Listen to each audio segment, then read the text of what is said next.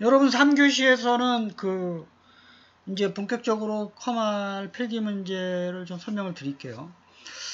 그래서 요 전체 화면을 보고 좀 말씀을 드리겠습니다.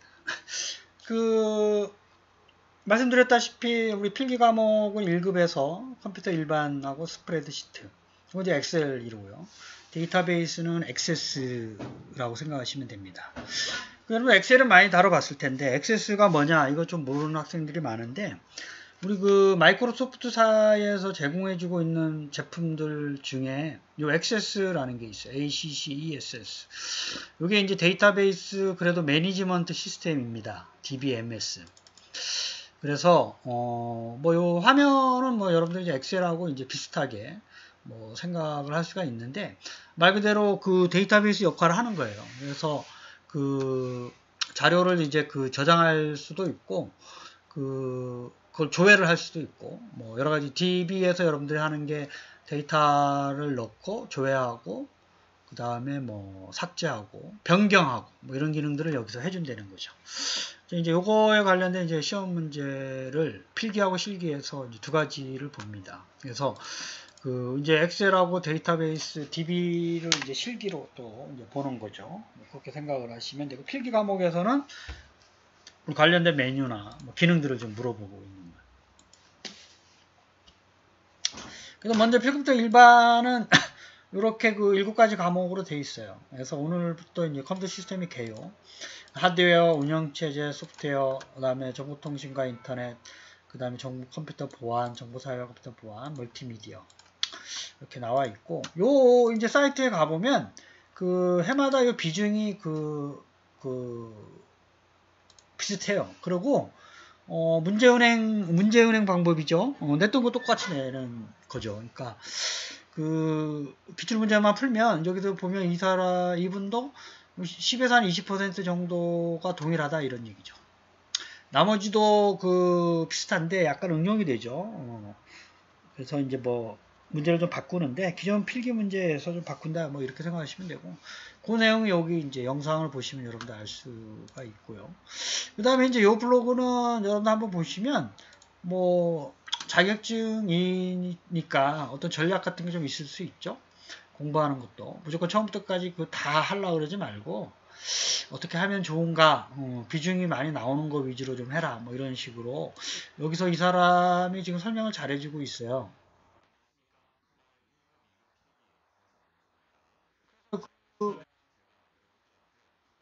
요 패턴을 좀 보고 출제 기준하고 이런 걸 좀 보고 여러분들 요 영상을 좀 나중에 보세요. 이 영상을 나중에 꼭 보시고, 먼저 그 다음에 이제 스프레드시트는 여러분들 엑셀 관련된 얘기예요. 엑셀. 그래서 좀 어려워하는 학생들이 많죠. 엑셀이. 왜냐하면 이게 수식, 그 다음에 뭐 요 매크로, 이게 프로그래밍이에요. 비주얼 베이직. 그 다음에 분석 뭐 이런 게 들어가서 좀 어려워하는 학생들이 좀 있고, 어쨌든 요거를 좀 이제 하셔야 되고요. 그 다음에 데이터베이스도 좀 어려워하는 학생들이 있어요. 그래서 그 제가 학생들한테 얘기하는 때는 요거는 어차피 필기는 이제 뭐 외울 거 외우고, 뭐 이따가 보면 앱도 있어요. 그 앱에서 그 있기 때문에 버스나 지하철 타면서 그냥 풀어보면 돼요. 편하게. 근데 이제 요거는 있죠. 요 스프레드시트와 액세스는 학생들한테 뭘 권유하냐면 실기를 먼저 한번 풀어봐라 이렇게 얘기를 합니다. 실기 문제가 거의 대동소이하게 나와요. 이제 물론 이제 뭐 다루는 문제의 모델링 자체는 좀 다른데 내는 문제가 거의 이제 유사합니다.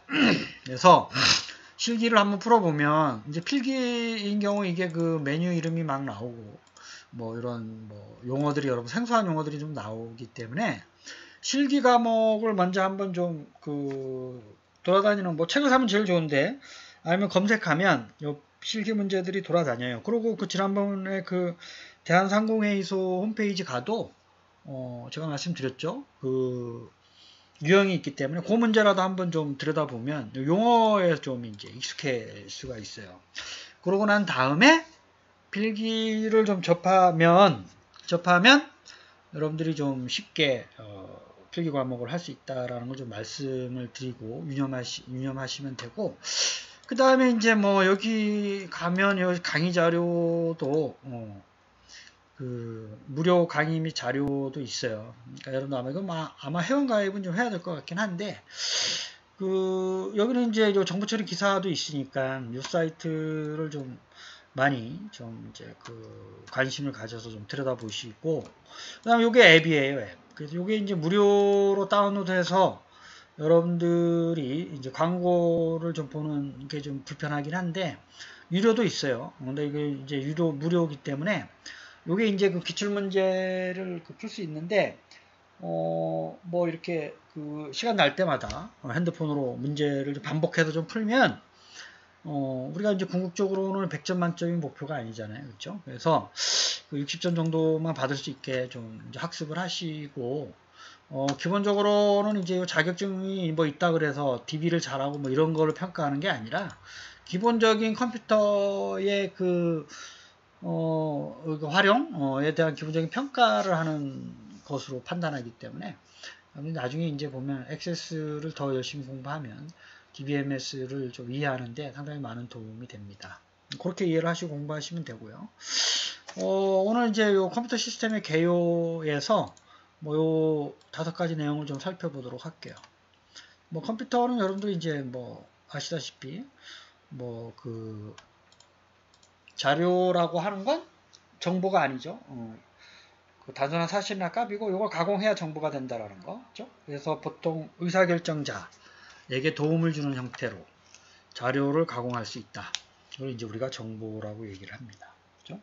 컴퓨터는 하드웨어와 소프트웨어로, 소프트웨어는 또 응용 소프트웨어와 시스템 소프트웨어로 나눌 수가 있고요.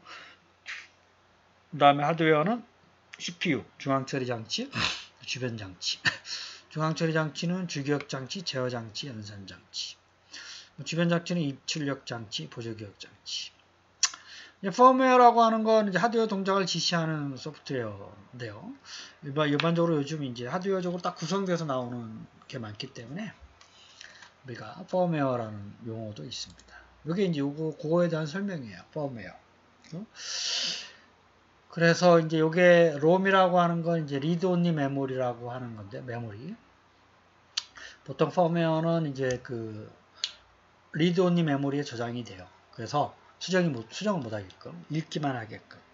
일반적으로 컴퓨터는 램으로 이제 구성이 되어 있죠. 램에 저장된 거는 이제 그 컴퓨터 전원이 꺼지면 사라져 버리죠. 근데 롬에 있는 건 사라지지가 않아요. 저장된 값이. 그래서 펌웨어는 롬에 저장이 된다. 이걸 이제 마이크로 프로그래밍이라고 합니다.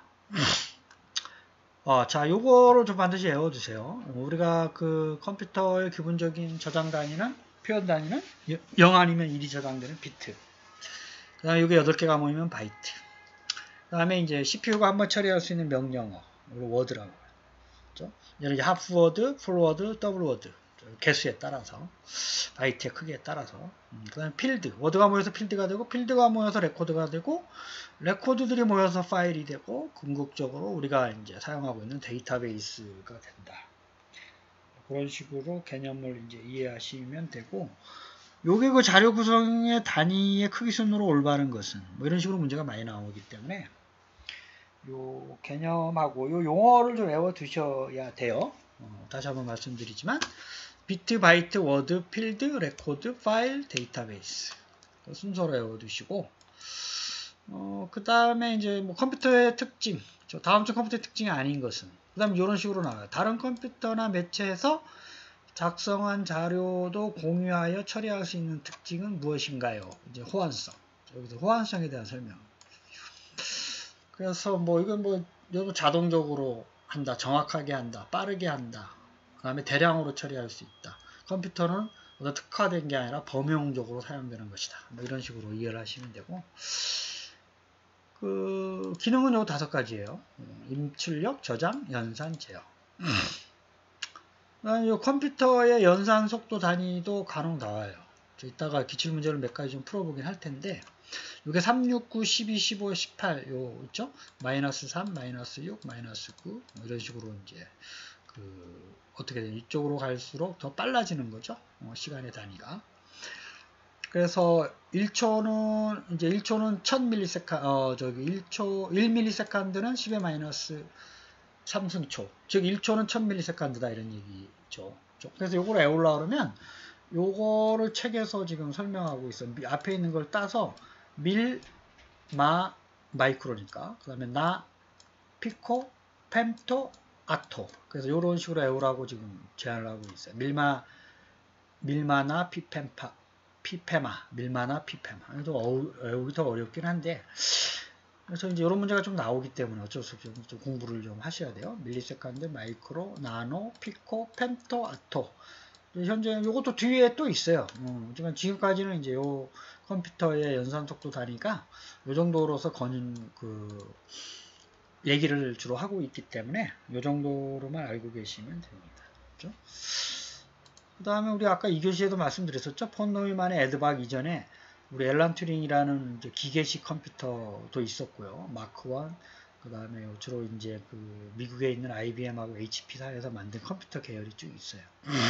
이것도 간혹 나와요. 저 컴퓨터의 그 기원으로 사실은 이제 컴퓨터 학자들은 요전에 중국의 이제 주판을 이제 시작을 하는데 어떤 컴퓨터의 모습은 베비지 있죠.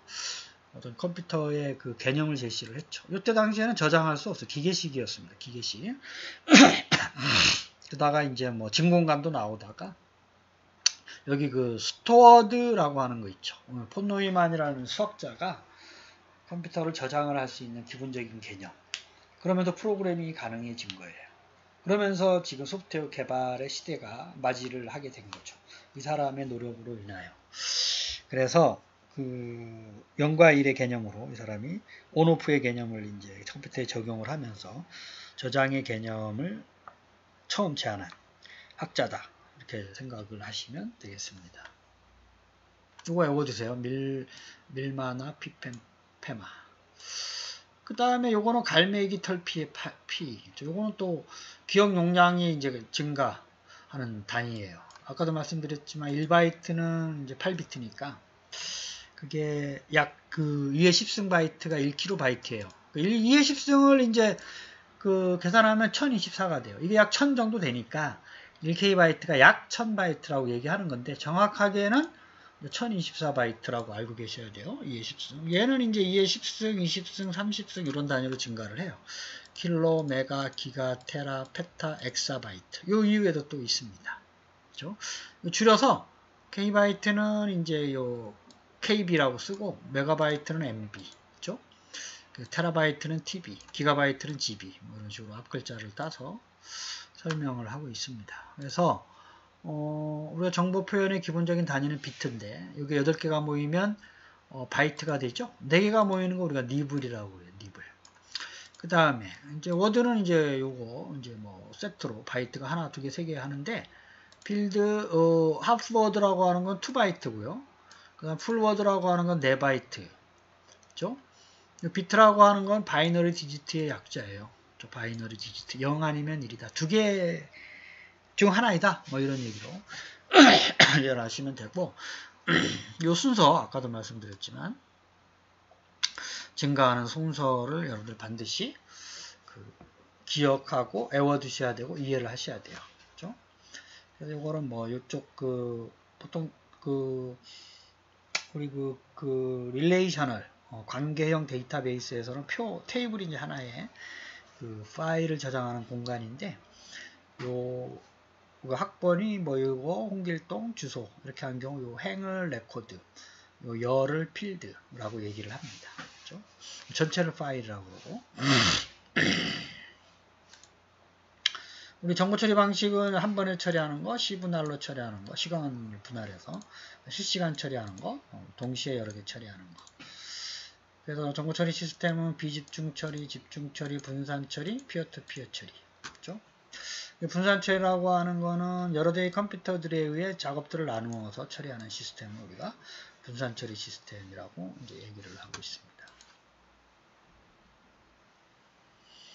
우리 진법 변화는 이제 우리가 중요하게 다루고 있는데 저는 이제 많이 설명을 안 하고 있지만 중요한 개념이에요. 컴퓨터를 전공한 사람들은 이 진법 변화의 개념을 알으셔야 돼요. 왜냐하면 컴퓨터가 0하고 1로 인지하는 거라서 우리가 보통 16진수, 10진수, 8진수, 2진수 이런 거 4가지는 꼭 알으셔야 돼요. 7진수, 9진수도 정의가 되지만 그건 안 쓰고 이제 2에 1승, 2승, 3승, 4승 뭐 요 개념으로 쓰기 때문에 2, 8, 10, 10진수는 우리가 일반 생활에서 쓰는 거기 때문에 뭐 2에 1승, 2에 2승, 뭐 2에 3승 8진수, 2에 4승은 16진수 그렇게 이제 얘기를 하고 우리 10진수 17은 이제 2진수로 바꾸면 2로 이제 그 목하고 나머지를 구하게 되면 10001 이렇게 되죠. 예를 들어서 이런 거죠. 뒤에 보면 47을 2진수로 바꾸기 위해서 몫은 23이고 나머지는 1이죠. 왜냐하면 이 46이기 때문에 그렇죠? 47 빼기 46은 1이죠. 23을 2에 하게 되면 11이고 나머지는 1이고 이런 식으로 해서 요 끝에서 위로 10, 11, 2진수로 뭐 이렇게 얘기를 하는 거예요. 8진수는 8로 나눴을 때 나머지 16은 이제 16진수는 16으로 나눴을 때 이렇게 구할 수가 있는 겁니다. 소수점은 어떻게 되느냐? 얘는 이제 곱하기로 가는 거죠. 곱하기.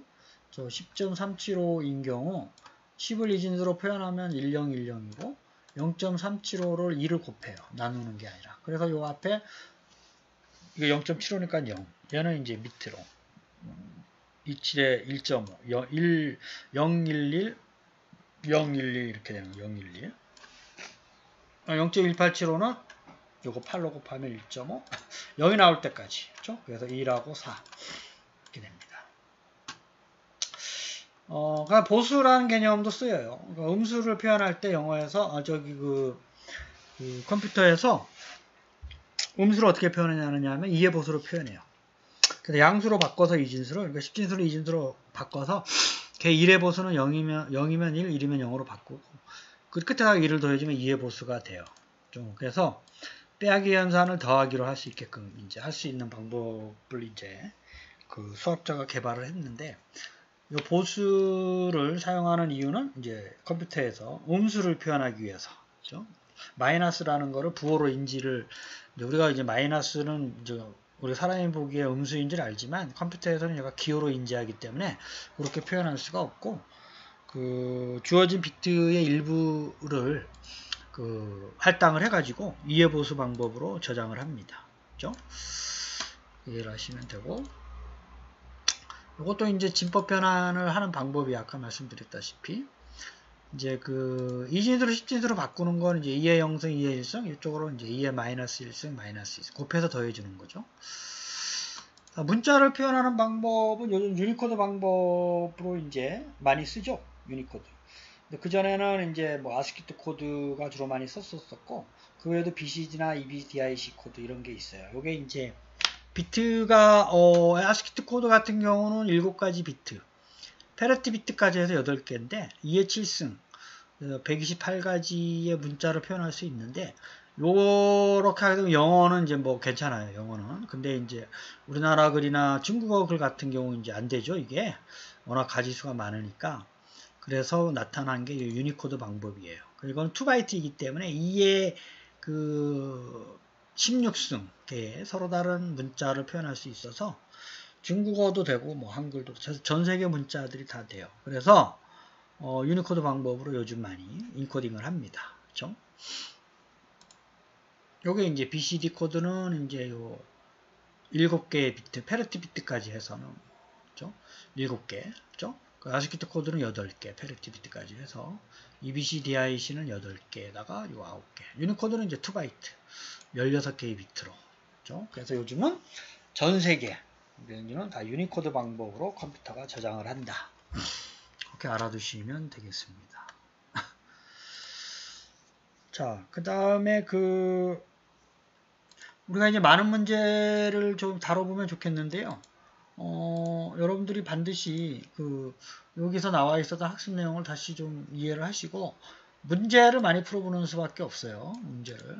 그래서 여기서 5개 정도를 좀 풀어볼까 싶은데 다 기출문제예요. 그러니까 2003년, 2005년 나왔었던 거니까. 아까도 말씀드렸지만 거의 10에서 20%는 기출문제 그대로 나오기 때문에 기출문제만 좀 반복해서 좀 풀면 필기시험을 합격하는데 크게 문제가 없어요. 특히 이 컴퓨터 일반 과목은 여러분들 반드시 높은 점수를 받아야 되는 거잖아요. 스프레드시트하고 엑세스는 뭐 그 과락 점수 정도만 이제 이상 좀 받도록 노력을 하고, 여기서는 거의 만점 받을 수 있도록 공부하시는 게 좋아요. 그래서 문제를 좀 많이 좀 풀어보기를 당부를 말씀을 드리겠습니다. 요건 아까 말씀드렸다시피 다른 컴퓨터나 매체에서 작성한 자료도 공유하여 처리해서 할 수 있는 건 호환성이라고 그랬죠. 호환성. 그 다음에 빠른 거는 이제 거꾸로 가야 돼요. 아펜피나 마밀로 가야 되겠죠. 2번이죠. 아펜피나 마이크로 밀리세컨드. 그렇죠? 2번이 정답이고, 3번도 이제 이런 식으로 문제가 많이 나온다는 거죠. 또 뭐 비트 다음에 바이트, 워드, 아이템, 레코드. 2번이 정답이죠. 그 다음에 요거 있죠. 요거 47을 16진수로. 이거 47을 보면 아까 요 예제에서 요 47 있죠? 요걸 이제 2진수로 바꾸게 되면 어떻게 되냐 하면 10, 11, 11. 1이 하나, 둘, 셋, 4개죠? 47을 이제 2진수로 바꾸면 어떻게 되냐면 10, 1111 뭐 이렇게 되죠. 10, 1111. 2진수로. 그래서 얘를 이제 뭐 16진수로 바로 바꿀 수도 있지만 이렇게 요 4가지. 그죠? 2의 4승이 16이니까. 1111을 그 10진수로 바꾸게 되면 얘가 15가 돼요. 15는 저기 10진수에서 F죠? F. 그 다음에 이제 10을 2진수로 10을 2진수로 바꾸게 되면 2니까 2F. 이렇게 돼요. 뭐 그렇게 하셔도 되고, 그 다음에 요 47을 바로 그 16으로 나누게 되면 그 몫이 어떻게 돼요? 그죠? 2가 되죠? 2? 2, 6, 9, 12, 30, 2, 6, 9, 12, 32니까. 3으로 하게 되면 얘가 48이 되기 때문에 넘어가기 때문에. 그래서 얘가 나머지가 15가 돼서 얘는 이제 15는 이제 F가 되는 거죠. 15는 이제 F가 돼서 2, 15. 즉 2F가 되는 거예요. 2F. 그래서 16진수는 0에서 9까지 그 10개 하고, 그다음 A에서 F까지 그 6개. 그래서 15는 이제 영어로 F니까 이걸 뭐 대문자로 하든 소문자로 하든 뭐 상관없이 그렇게 이제 표현을 하시면 됩니다. 그렇죠? 그러니까 이렇게 하셔도 되고, 2진수로 바꿔서 4비트씩 하셔도 되고, 요거 같은 문제는 그냥 이렇게 하는 게 편할 것 같네요. 그렇죠? 그래서 이제 47을 바로 16으로 나눠서 구하는 방법이 이제 그 아까 여기죠, 요거 16으로 2 하게 되면 몫이 2가 되잖아요. 그래서 16 곱하기 2는 어떻게 돼요? 32죠. 47 빼기 32는 15니까 25. 그래서 요거는 이제 정답이 EF니까 이거 1번이 되겠네요. 1번. 그렇죠? 자, 그 다음에 요거는 이제 뭐 쓰레기가 입력되면 쓰레기가 출력된다라는 게 우리 그 garbage in, garbage out이라는 얘기가 3번. 이거를 이제 영어로 보면 garbage가 쓰레기예요. G-A-R-B-A-G. garbage가 들어오면 garbage가 나간다. 그래서 G-I-G-O 이런 식으로 여러분들이 이해를 하시면 되겠습니다. 요거 있죠? 요것도 이제 중요하게 이제 이제 what you see is what you get에 이제 좀 어려운 단어인데, 당신이 보는 것이 얻는 것이다 라는 뜻이에요. 직역을 하면. 이게 무슨 뜻이냐면, 이제 HTML 같은 경우 우리가 그대로 입력한 대로 출력이 된다 뭐 이런 뜻에서 출발을 했는데, 위지익 방법의 언어, 그렇죠? 그런 데서 쓰는 거고, 플랍스는 이제 컴퓨터의 처리 용량, 처리 그 단위를 나타낼 때 쓰는 말이에요. 그렇죠? 자, 그래서 여러분들이 요거를 다시 한번 좀 학습을 좀 하시고, 요 문제로서 끝나는 게 아니라 그 다른 문제도 여러분들이 반드시 그 앱을 통해서 제가 말씀드렸었던 여기서 앱 다운로드 반드시 컴퓨터나 아니면 그 스마트폰이 좋겠죠. 여러분 늘 들고 다니면서 할 수가 있기 때문에 이 스마트폰을 통해서 문제를 좀 많이 풀어볼 수 있도록 하기를 바라겠습니다. 언젠가 이거를 한번 가지고 여러분들이 제대로 좀 하고 있는지를 제가 검사를 한번 할 수 있는 시간을 가질 수 있도록 그렇게 할 테니까, 어쨌든 요 배운 내용을 다시 한번 좀 복습을 해주시고 문제를 좀 많이 풀어보시기를 당부드리겠습니다. 여러분 한 주간도 건강하세요. 감사합니다.